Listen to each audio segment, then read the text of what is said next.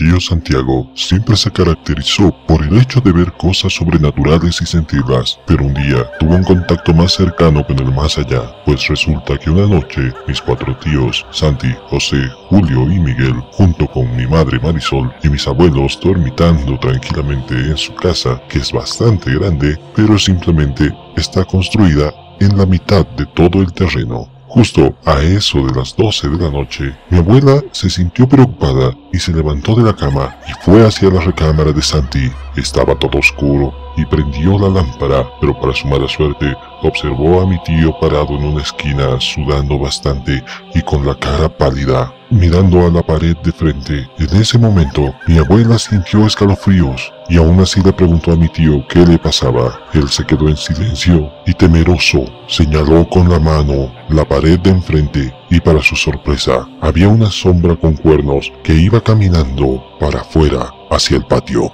Mi abuela cogió una linterna y siguió aquella sombra que la llevó hasta la parte de la casa que no estaba construida, en donde había un zaguán, y de repente oyó un terrible golpe en él y justamente la sombra había desaparecido. Mi abuela, un poco más tranquila porque creía que aquello había desaparecido, fue a la recámara de Santi para consolarlo, pero una terrible escena se encontró al llegar, al ver que su hijo seguía acompañado de algo más que una sombra. Era el mismísimo diablo. A partir de ahí mi tío Santi ya no tuvo más contacto con el diablo, sino con un muerto, el cual siempre lo visitaba, pero solo él podía verlo. Y todo esto gracias a que le gustaba jugar con la ouija. Y algo terrible fue que durante ese tiempo yo nací justamente y falleció una tía de mi madre 7 días después de mi nacimiento. Ya en la casa de la difunta, mi madre solía dejarme sola en la recámara de su tía y desconsoladamente siempre estaba en llanto al estar ahí. Así que fueron unas señoras religiosas a hacerme oración y despacio, pero el espíritu volvió cuando yo estaba en preescolar. Siempre me despertaba a la misma hora de madrugada y para poder dormir yo me iba con mis padres. Mi madre siempre se molestaba y por ello me decía que yo exageraba y que dejara de ser así. Lo intenté, pero seguía despertando en la madrugada hasta que me fueron a hacer oración.